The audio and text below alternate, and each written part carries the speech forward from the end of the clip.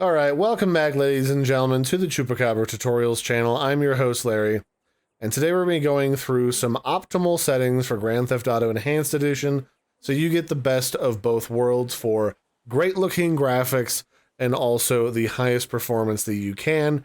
Even if you are on newer computers, a lot of the changes that have been made to Grand Theft Auto have been to improve performance and reduce lag, but you can always make a few tweaks to improve that. So if we go hop into our settings and hit escape, go to settings and go to graphics, we'll just start going from the top. The first one is turn off ray trace shadows. Ray trace reflections you can leave on high. Ray trace reflections you can leave on high. Ray trace global illumination you can leave that on high or very high. Ray trace scene BVH quality you can leave that on very high or high. We'll just skip through the frame scaling for now, but going down to your quality, you can leave your shader quality at very high, texture quality at very high. Your anisotropic filtering, you can leave that at times 16.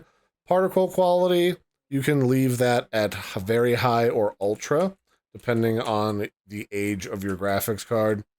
And a lot of the changes that you make, you can see how much resources they take up on your system and your graphics card by looking at the green bar at the top of your graphics settings.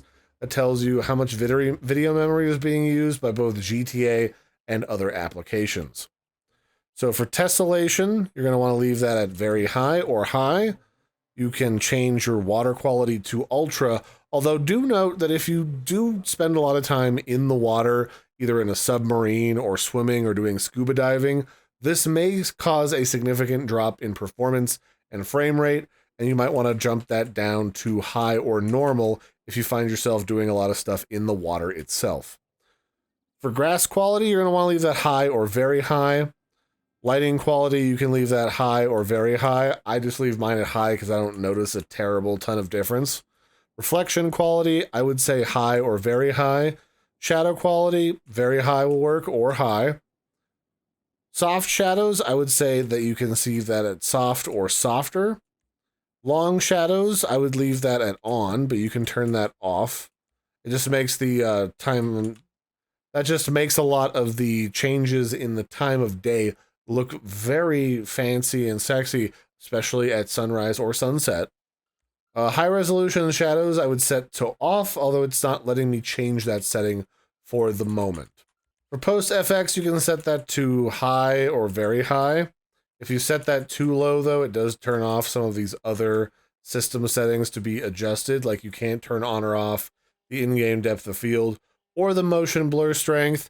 If you have the ability to change your ambient occlusion, it is recommended that you use HBAO.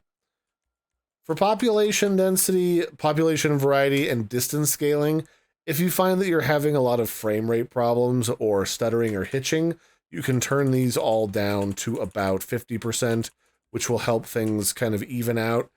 It'll just make it so that you're not rendering or populating the city at the very farthest distance, and the population variety and density will also change, so you're not generating as many people with as many different changes of clothing or appearance.